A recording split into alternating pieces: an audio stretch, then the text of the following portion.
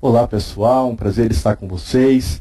Hoje nós teremos a oportunidade de discutir mais um tema de obstetrícia, de patologia obstétrica. Vamos discutir o tema HIV e gestação. Vamos começar a falar sobre a incidência do HIV e gestação. Sabemos que nós temos cerca de 40 milhões de pessoas infectadas pelo HIV no mundo, cerca dessas 700 mil pessoas infectadas pelo HIV no Brasil. Podemos observar nos últimos anos uma certa feminilização da pandemia no nosso país, sendo que nos primeiros anos da epidemia, nas décadas de 80, nas décadas de 90, essa era uma doença quase que exclusivamente da população masculina e da população homossexual. Com o passar do tempo, o que nós fomos observando é essa feminilização da pandemia. Então, as mulheres foram sendo cada vez mais infectadas e, além das mulheres, os heterossexuais. De tal maneira que, hoje em dia, acreditamos que tenhamos cerca de 200 mil mulheres infectadas pelo vírus do HIV no nosso país. Dessas, 0,4% são gestantes, o que justifica a importância desse tema na nossa população. Temos dois tipos de vírus do HIV, o vírus tipo 1 e o vírus tipo 2. Dentre esses tipos, existem inúmeros subtipos, e eu gostaria de destacar com vocês alguns desses subtipos. Então, temos os subtipos A, C e D, que são os subtipos mais importantes na África. O subtipo B, que são os mais importantes nas Américas e inclusive no nosso país, no Brasil. Os subtipos E, que é o mais importante na Ásia. Eu gostaria de destacar que o subtipo C, que é aquele que está na África, tem a maior carga viral plasmática. E o subtipo D é aquele que é mais transmissível em crianças, tá? Então, infelizmente, na África, nós temos as doenças de pior prognóstico. Então, aqueles com maior carga viral plasmática, então maior transmissibilidade, e aquele que é mais transmissível, infelizmente, em crianças. O subtipo, ou tipo 2, o vírus HIV tipo 2, é aquele que está presente no oeste da África, né, na região oeste da África, e tem uma evolução mais lenta e menos grave da doença, tá certo? Bom, a epidemiologia. Então, como eu disse a vocês, temos observado nos últimos anos uma proporção maior de mulheres infectadas, não é? Sendo que a transmissão vertical gira em torno de 5 a 35% dos casos, né? Então, essa transmissão vertical, a transmissão que se processa durante a gestação e o puerpério, pode chegar a 35%. Essa transmissão vertical, ela é observada maiores taxas de transmissão vertical em países em desenvolvimento. E existe uma diminuição muito importante nessa taxa de transmissão vertical quando são realizadas as devidas intervenções para a diminuição dessas taxas. Então, quando são realizadas intervenções como a terapia antirretroviral, a cesárea eletiva e o aleitamento artificial, conseguimos diminuir para 1 a 2% essas taxas de transmissão vertical. Então, são estratégias extremamente eficazes para a diminuição da transmissão vertical, o que é absolutamente indicado, portanto, que se realize durante o ciclo gravídico puerperal, especialmente no momento do parto e também no puerpério. Sabemos que o HIV e a AIDS apresentam manifestações clínicas de amplo espectro. Então, desde a infecção aguda até o momento terminal da doença, não é? Levam cerca de 10 anos entre esse contágio e a doença manifesta, né, a síndrome da imunodeficiência adquirida. Nesse momento, né, quando aparecem as infecções oportunistas e as neoplasias, nós vamos dizer que nós temos a doença clínica, a AIDS, né, a síndrome da imunodeficiência adquirida, tá certo? Até o aparecimento dessas infecções e das neoplasias, nós vamos dizer que é apenas a infecção pelo HIV. Quais são estas infecções oportunistas e essas neoplasias? Então, a pneumonia pelo pé girovese, a toxoplasmose do sistema nervoso central, a tuberculose pulmonar ou disseminada, a meningite criptocóxica, a retinite por citomegalo, o sarcoma de Kaposi, o linfoma não Hodgkin e o câncer de colo uterino, né? Então, esses são alguns exemplos de doenças que caracterizam a síndrome AIDS, né? A doença AIDS, tá certo? Bom, o diagnóstico ele pode ser feito por meio da sorologia na primeira consulta de pré-natal ou no primeiro trimestre, né? Nós vamos ver que há a indicação da realização da sorologia na primeira consulta de pré-natal e a repetição dessa sorologia no terceiro trimestre ou mesmo no momento do parto, do trabalho de parto, tá? Então, o teste de ELISA, no começo nós tínhamos uma janela imunológica muito grande, que variava de 3 a 6 meses, tá? E hoje em dia, houve uma diminuição muito importante nessa janela imunológica. Hoje, a janela imunológica gira em torno de 3 a 6 dias, e isso foi extremamente importante, tá? Hoje esse ELISA é um teste confiável e é um teste que fornece aí, né, um intervalo de janela imunológica muito pequeno, que é menor que uma semana, tá? Bom, existem a partir de um teste de ELISA positivo ou de um teste inconclusivo, existe a necessidade da realização de um teste confirmatório, né? O teste de ELISA, ele é simplesmente um teste de rastreamento.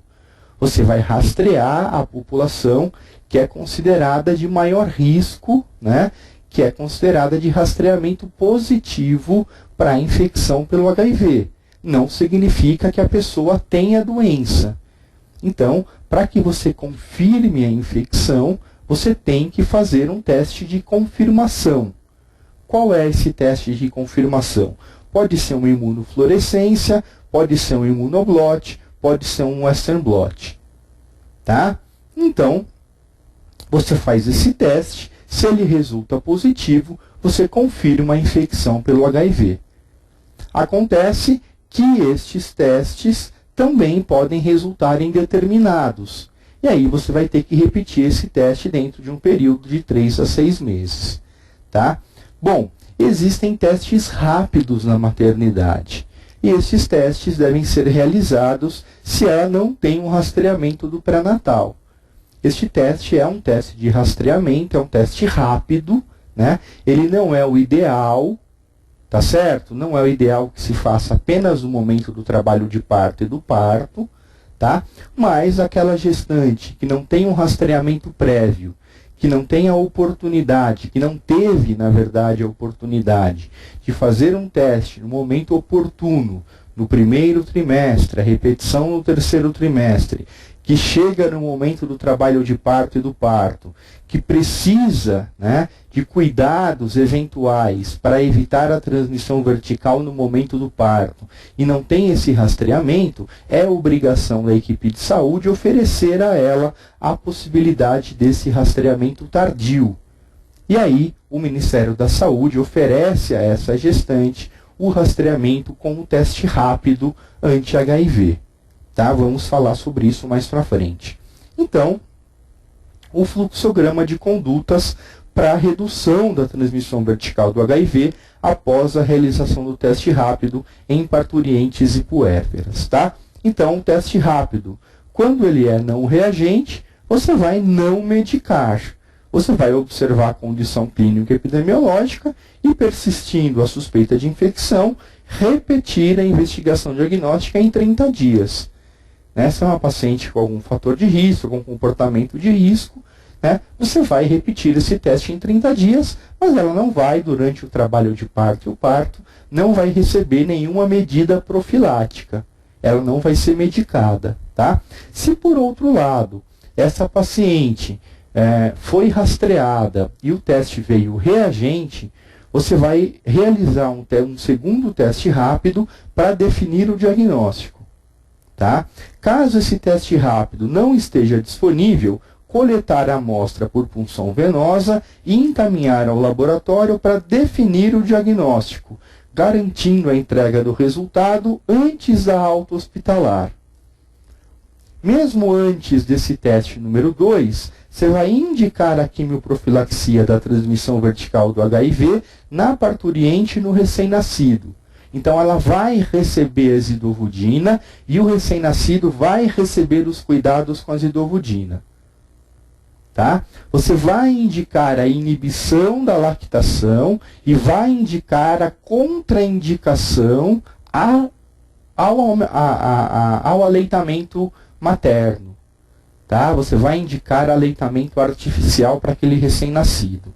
Tá bom? Você vai discutir com a mãe a escolha do método, né? Se esse método de suspensão da amamentação vai ser o mecânico, se vai ser o enfaixamento das mamas, ou se vai ser o farmacológico, se você vai dar droga para inibir a lactação, mas você não vai deixar que ela amamente. Vai notificar a ocorrência ao núcleo de vigilância epidemiológica da maternidade e, se houver, a vigilância epidemiológica do município. Tá bom? Após a definição do diagnóstico positivo da infecção pelo HIV, você vai proceder à inibição definitiva da lactação logo após o parto, com a utilização de cabergolina, né? E vai indicar o enfaixamento das mamas apenas quando a cabergolina não estiver disponível. Vai encaminhar a mulher para avaliação e acompanhamento clínico e laboratorial terapêutico em um serviço especializado em HIV e AIDS. Tá? Então, mesmo quando você tem um diagnóstico provisório, apenas com um teste rápido de emergência, vamos chamar assim, você vai proceder os cuidados como se ela fosse verdadeiramente portadora do vírus HIV. Então, na dúvida, se você tiver dúvida, se ela tiver um teste rápido, mesmo sem confirmação, você vai proceder como se ela fosse infectada e vai oferecer para ela todos os cuidados de tal maneira a se evitar, né, a exposição a uma transmissão vertical. Tá? Inclusive dando a ela o AZT e evitando que ela amamente, que ela tenha a amamentação natural. Tá bom? Então, se você tem um ELISA positivo em gestante, né? Então, durante o pré-natal, como que é a sua conduta? Você tem, durante o pré-natal, agora não é mais o teste rápido,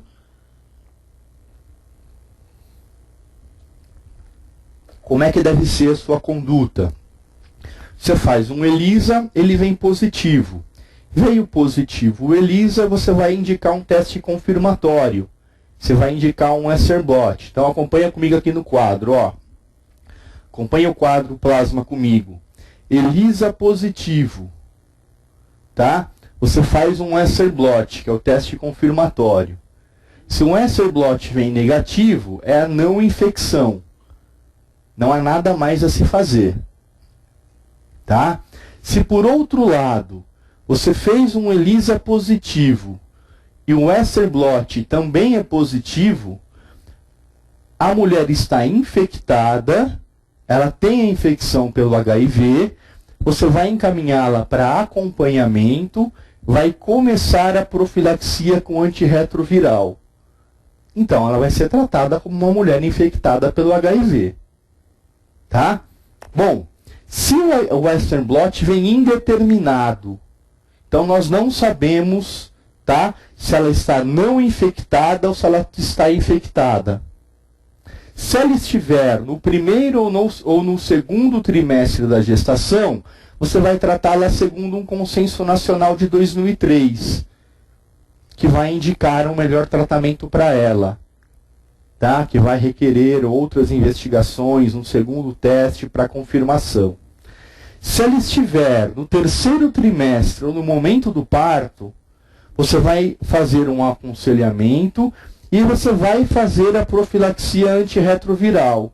Você vai indicar para ela o tratamento antirretroviral, também para prevenir a transmissão vertical.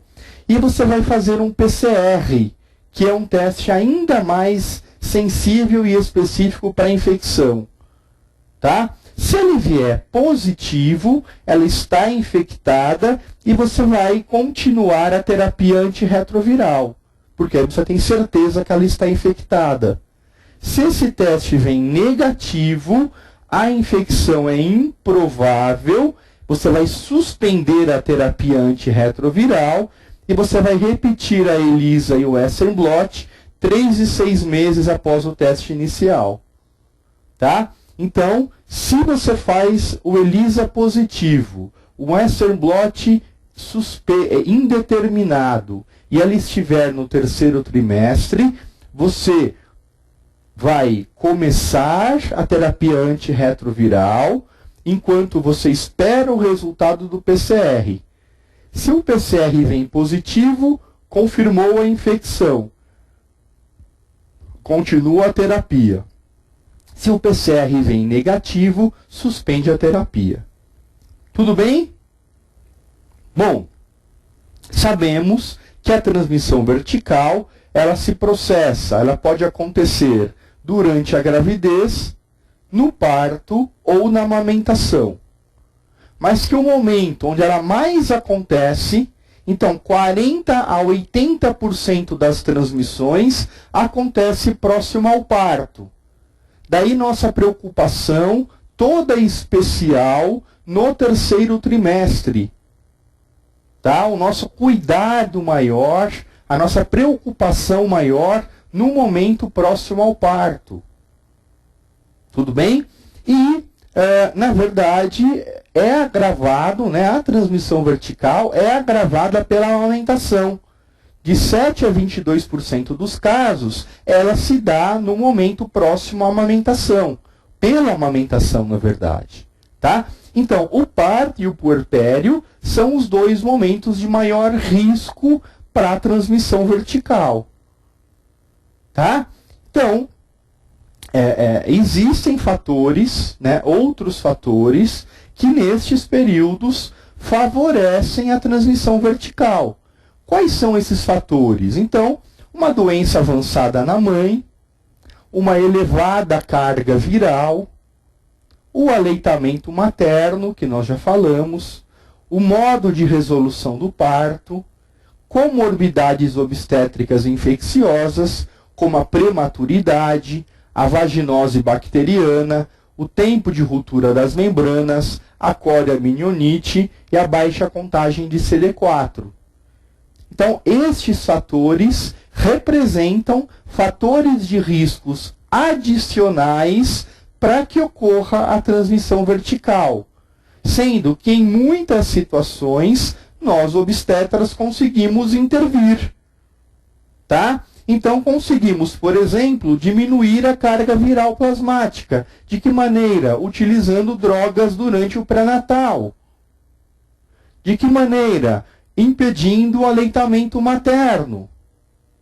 Decidindo o modo de resolução do parto. Decidindo a via de parto. Tá? Tratando a vaginose bacteriana. Diminuindo o parto, né, o tempo de parto entre a rotura de membranas e o nascimento. Tá? Resolvendo a gestação tão logo diagnosticamos a coriamnionite. Então são situações de risco que nós obstetras conseguimos intervir e dessa forma diminuir o risco de transmissão vertical. Então a atenção, o cuidado médico diminui o risco de transmissão vertical.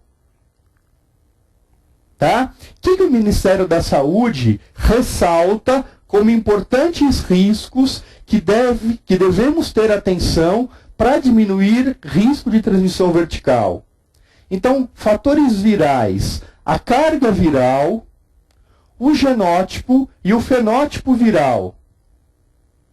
os tipos virais, tá? Fatores maternos, o estado clínico e imunológico da mãe, a presença de DSTs e outras co-infecções, o seu estado nutricional, o tempo de uso de antirretrovirais na gestação. Quanto maior esse tempo de uso, maior a probabilidade dela ter uma menor carga viral. Porque ela está por mais tempo tratada, estando por mais tempo tratada, menor deve estar a sua carga viral. Daí a importância de ter um tratamento desde fases precoces da gestação. Tá? Fatores comportamentais. Então, o uso de drogas, a prática sexual desprotegida. Ah, mas ela, já estando contaminada, ela deve ainda assim utilizar preservativo? Claro que sim. Claro que sim. Não apenas para proteger o parceiro, mas também para evitar que ela se recontamine. Se recontamine com outros subtipos, para que ela não tenha um maior número, né, para que ela não aumente a sua carga viral. Tá? Então, mesmo ela infectada, ela deve ter o cuidado, deve sim ter o cuidado de se proteger contra a reinfecção. Tá? Fatores obstétricos, então nós já falamos. Duração da rotura das membranas, a via de parto, a hemorragia intraparto. Fatores inerentes ao recém-nascido, então a prematuridade, o baixo peso ao nascer. E fatores relacionados ao aleitamento materno.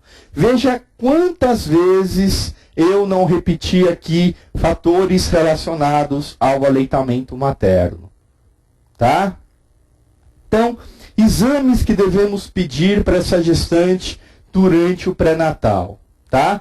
Então, o hemograma, exame inicial, sim, e repetir ao redor de 30 semanas. Tipagem sanguínea, exame inicial. Cumbis indireto, exame no início do pré-natal. Se o resultado for negativo, repetir em torno de 30 semanas e mensalmente após este resultado. Solicitar em caso de paciente RH negativo e pai RH positivo. Papa Nicolau, solicitar na primeira consulta. Repetir e encaminhar para a colposcopia em caso de resultado alterado, ASCOS ou NIC. Urina tipo 1 ou exame sumário de urina. Solicitar na primeira consulta e repetir ao redor de 30 semanas. Urocultura. Pedir na primeira consulta e repetir na 30ª semana. Glicemia de jejum, primeira consulta e após 20 semanas. Prova de função hepática, primeira consulta e repetição mensal ou a cada 2 meses, pelo uso de terapia antirretroviral. Em caso de uso de nevirapina, fazer controle quinzenal nas primeiras 18 semanas. Depois, o controle deve ser mensal. Teste de tolerância à glicose com 75 gramas. Realizar após a 20ª semana se a glicemia de jejum for maior que 85 mg por decilitro. VDRL, início do pré-natal, 30 semanas e na admissão para o parto. HBsAg na primeira consulta. Anti-HCV na primeira consulta. Anti-HAV, né, hepatite A, na primeira consulta. Sorologia para citomegalovírus, trimestral. Sorologia para toxoplasmose, trimestral. Então, estes os exames que devem ser solicitados para a gestante com infecção para o HIV. Tá? Além disso, sorologia para as chagas, na primeira consulta. Contagem de linfócitos CD4+, na primeira consulta, devendo ser repetido pelo menos entre 4 a 6 semanas após o início da terapia antirretroviral e a partir da 34ª semana. Carga viral na primeira consulta, devendo ser repetido após 4 a 6 semanas do início da terapia antirretroviral e a partir da 34ª semana. Reação de Mantoux, PPD, na primeira consulta. Suave vaginal e anal para pesquisa de estreptococo do grupo B, com 34 semanas.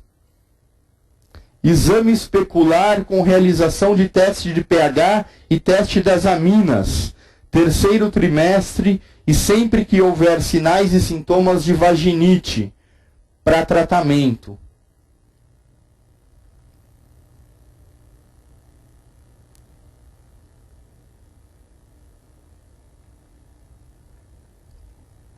Quais são as vacinas que são indicadas durante o pré-natal? Então, deve-se adiar as vacinas, não deve-se vacinar aquelas vacinas que são indicadas durante o pré-natal, né, o pré-natal normal, não deve-se administrar as vacinas para pacientes sintomáticas ou para os pacientes com imunodeficiência grave. Quais são essas? Aquelas com contagem de CD4+, inferior a 200 células por milímetro cúbico. Esse adiamento é feito até um grau satisfatório de reconstituição imune com o uso de terapia antirretroviral. Então, se ela tem uma imunodeficiência grave ou se ela estiver sintomática, você não vai dar as vacinas. Você vai esperar. Esperar até quando? Até que ela se recupere. Tá? Por que que você faz isso? Porque você melhora a resposta vacinal e você reduz o risco de complicações pós-vacinais. Melhorando dessas condições, você pode indicar a vacinação. Tá? Então, quais são as vacinas? Para pneumococo, ela deve ser considerada. Vacina para tétano e difteria, indicado o reforço caso a última dose tenha sido administrada há mais de 5 anos. Se a gestante não for vacinada ou o estado vacinal for desconhecido, indicar o esquema padrão de 3 doses. Vacina para hepatite B, recomendada para gestantes susceptíveis, então anti-HBS negativas, em situações de risco. Hoje, na verdade, é uma indicação universal. A dose deve ser o dobro daquela recomendada pelo fabricante. O momento é 0, 1 e 2, 6 ou 12 meses. Tá? 6 ou 12 meses. Imunoglobulina humana para vírus da hepatite B. Então, gestantes susceptíveis, usuárias de drogas que compartilham seringas e agulhas, aquelas que tenham tido contato sexual desprotegido com pessoas HBsAg positivas ou em caso de vítimas de violência sexual. Deve ser iniciada ainda nos primeiros 14 dias de exposição. Não é de uso universal. Portanto, não é de uso universal. Vacinas para hepatite A, recomendadas para gestantes susceptíveis co-infectadas com hepatite B e C. 2 doses com intervalo de 6 meses. Vírus da influenza, recomendada anualmente para infectados pelo HIV antes do período de influenza. Vacina inativada trivalente, 1 dose anual, pode ser feita na gestação. Imunoglobulina para vírus da varicela zoster, recomendada para gestantes susceptíveis, então antivaricela negativo, após exposição em ambiente doméstico, hospitalar ou com vizinhos próximos. Tá? O tratamento, ele visa a atingir carga indetectável próximo ao parto, uma vez que nós já falamos que quanto maior a carga viral, maior a chance de infecção. Tá? Então, quanto menor a carga viral, menor o risco de desenvolver AIDS no pós-parto. Tá? Além disso, o tratamento visa a reduzir a morbidade, a morbimortalidade pelo HIV, melhorar a qualidade de vida, preservar ou restaurar o sistema imune, suprimir a replicação viral, e o início, na verdade, ele é discutível. Alguns autores preconizam o início logo no começo da gestação e outros preconizam no final do primeiro trimestre, ao redor de 13, 14 semanas. Tá? Então, é importante que se destaque a terapia antirretroviral profilática do tratamento. Então, aquela paciente que já está realizando o tratamento antes da gestação, ela deve continuar o tratamento durante a gestação. Ela não vai suspender o tratamento durante a gestação. Ela continua desde o início da gestação. Tá? Aquela paciente que não está sendo tratada, que não tem critérios de tratamento na sua vida geral, na sua vida normal, durante a gestação, ela vai começar a tomar os remédios como terapia profilática. Tá? Então, ela começa a ser medicada como terapia profilática. Essa terapia profilática ou terapêutica é chamada de terapia potente. E aí, geralmente, apesar da discussão que ainda hoje se mantém, ela é iniciada a partir da 14ª semana. Tá? O que se fala hoje é que não é mais recomendada a monoterapia com azidovudina. Antigamente se utilizava apenas o AZT. Hoje é universal, né, de que não se deve utilizar a monoterapia com AZT. Tá? Então deve-se fazer uma associação, né, com pelo menos 3 drogas. Então, o AZT com o 3-TC, que é a primeira escolha. Se houver uma intolerância ao AZT, pode-se utilizar DDI com EC ou tenofovir com 3-TC. Deve-se contraindicar o efavirenz, ele é contraindicado, efavirenz é contraindicado por ser teratogênico. A nevirapina tem efeitos colaterais graves. E o inibidor de protease é lopinavir, ritonavir ou atazanavir e ritonavir. Esses seriam os inibidores de protease que seriam ou que são mais escolhidos nesse esquema terapêutico ou no esquema profilático. Então são utilizadas estas drogas, pelo menos 3 drogas que são associadas para tratamento, seja ele terapêutico ou profilático, para utilização durante a gestação. Tá? Temos que nos preocupar também com a profilaxia primária para as infecções oportunistas. Tá? Lembrar que existe a possibilidade do aparecimento de infecções oportunistas nessas épocas. Tá? Nessa época de gestação, parto e puerpério. Né? Então, no caso da tuberculose, por exemplo. Então, se o teste de Mantoux for positivo maior que 5 milímetros, então vai se indicar a isoniazida 300 miligramas ao dia, mais piridoxina 50 miligramas ao dia. Se o CD4 estiver menor que 350 células por milímetro cúbico, para toxoplasmose vai se indicar pirimetamina 25 miligramas via oral uma vez ao dia, mais sulfadiazina 50 miligramas quilo dia 4 vezes ao dia, mais ácido folínico 15 miligramas VO uma vez ao dia. Para P-girovese, profilaxia primária ou secundária, vai ser sulfametoxazol 800 miligramas com trimetropina 160 miligramas uma vez ao dia, ou dapsona 100 miligramas VO uma vez ao dia. Tá? E, finalmente, você vai utilizar o azidovudina ou AZT na parturiente. Vai fazer uma dose de ataque e uma dose de manutenção. Tá? Então, ela deve receber AZT intravenoso desde o início do trabalho de parto até o clampeamento do cordão. Em que dose?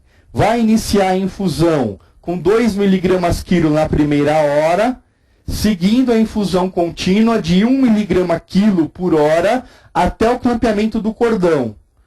Vai diluir essa droga em soro glicosado e a concentração não deve exceder 4 mg/ml. Essa recomendação se refere a todo tipo de parto, incluindo cesárea eletiva. Tá? Nessa via de parto, se inicia o AZT 3 horas antes da cesárea. Então, para fazer cesárea eletiva, você começa o AZT pelo menos 3 horas antes do parto. Ela deve receber pelo menos 3 horas de AZT antes do nascimento do bebê. Você vai programar 3 horas de AZT e depois fazer o parto. Então, repito, dose de ataque 2 mg/kg/hora, dose de manutenção 1 mg/kg/hora por pelo menos 3 horas de infusão da droga. Tá bom? A via de parto, então se a carga viral estiver maior que 1.000 cópias ou for desconhecida acima de 34 semanas, o parto é por cesariana eletiva. Se estiver menor que 1.000 cópias ou indetectável em exame realizado após 34 semanas, o parto é por via obstétrica. O que nós consideramos operação cesariana eletiva é aquela que é realizada antes do início do trabalho de parto com as membranas amnióticas íntegras. Isso é cesárea eletiva, tá? É você fazer o parto com a paciente fora de trabalho de parto com membranas íntegras. Tudo que for em trabalho de parto com membranas rotas não é cesárea eletiva. Tudo bem, pessoal? Então, se ela estiver em trabalho de parto, se ela estiver... você indicou trabalho de parto, ela entrar em trabalho de parto. Quais são os cuidados que você deve tomar? Então, você deve tentar, né, deixar um menor tempo possível, uma menor exposição possível do feto e do recém-nascido às secreções maternas, né? Porque pelo contato das secreções do feto com as secreções maternas que pode se dar a contaminação. Então, o feto em contato com o sangue materno, o feto em contato com a secreção vaginal da mãe, que pode se dar o contágio pelo HIV. Então, deve-se evitar esse contato. De que maneira você pode evitar? Então, primeiro, clampear o cordão imediatamente sem realizar a ordenha. Evitar procedimentos invasivos. Então, cordo, amniocentese, amniotomia, fórceps, vácuo extrator. Evitar a episiotomia sempre que possível. Evitar os toques vaginais repetidos. Em caso de rotura precoce das membranas, avaliar o prognóstico de evolução de trabalho de parto e usar a ocitocina se necessário para evitar um trabalho de parto muito prolongado. Lembra que eu falei? Quanto maior a evolução do trabalho de parto, quanto maior o tempo de evolução de bolsa rota, maior a chance de infecção. Então, tentar, de certa forma, com cuidado, acelerar a evolução do trabalho de parto. Porque quanto mais tempo ficar em trabalho de parto, maior a chance de infecção. Tá? No puerpério, é desnecessário isolar as puérperas. Tá? Então você não precisa deixá-la num quarto isolado, você não precisa deixá-la numa ala isolada da enfermaria. Isso é indesejável, isso é ruim, isso segrega essas pacientes, isso é absolutamente desnecessário. Tá? Você vai suprimir a lactação, então pode ser mecanicamente, pode ser pelo enfaixamento das mamas, pode ser com o uso da bromoergocriptina, então 2,5 mg 1 a 2 vezes ao dia, pode ser pela lisurida, 0,2, 2 a 3 vezes ao dia. O uso de estrogênio é contraindicado pelo risco de TVP ou de TEP e está ou estão contraindicados o aleitamento cruzado, né? Então a amamentação por outra mãe, né? Não se deve fazer esse aleitamento por outra mãe. A alimentação mista, então usar leite materno e fórmula infantil, não se deve. E o uso de leite humano com pasteurização. Não deve. O que se deve fazer é simplesmente o aleitamento artificial. Vai comprar fórmula na farmácia, vai pegar o leite materno, o leite artificial no posto e vai dar o leite do posto, o leite da farmácia. Simples assim. Tá? Não vai fazer nenhuma outra mistura. É o leite artificial e ponto final. É o leite de vaca que você vai dar para esse bebê, para essa criança. Tá? Então era isso que eu tinha para dizer para vocês. Estou à disposição para as dúvidas na área restrita do aluno, tá bom? Pela sua atenção, pela sua paciência, o meu agradecimento e o meu abraço. Até a próxima.